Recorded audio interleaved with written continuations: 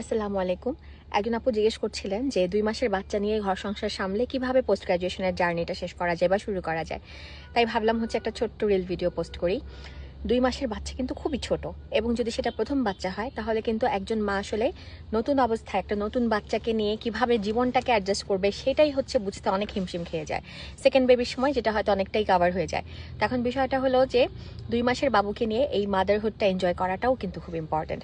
So এমন কোনো চাপ প্লিজ কেউ আমরা নিব না যে গিয়ে আমাকে ৪ মাসের মধ্যে ৬ মাসের মধ্যেই শেষ করতে হবে, সামনে যে এক্সাম আছে সেখানেই চান্স পেতে হবে। Not mandatory at all, because লাইফের সব কিছু ইম্পর্টেন্ট, সব কিছু নিয়েই আমাদের চলতে হবে।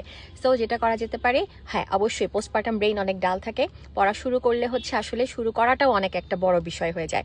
সো এই জন্য আমি যেটা মনে করি, এই সময় পড়ার টাচে থাকা ভালো, পড়া শুরু করা ভালো, কিন্তু সামনের পরীক্ষাতেই পাশ করে ফেলতে হবে এরকম কোনো চাপ নেওয়াটা একেবারেই অনুচিত।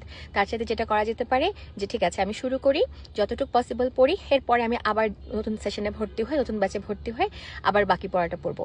এখন অনেকের মনে হতে পারে যে বারবার ভর্তি হতে গেলে তো অনেক টাকা পয়সা প্রয়োজন, কি করে সম্ভব? তো সেই জন্যই পিপিএলসি যেটা করে সবসময় প্রত্যেকটা ব্যাচে অনেক কম টোকেন মানি রাখে, এবং ওল্ড স্টুডেন্টের জন্য একটা ডিসকাউন্টও থাকে, যেন বারে বারে ভর্তি হয়ে আপডেটেড থাকতে আপনার নিজের জন্য খুব একটা বেশি খরচ করতে না হয়। ওকে।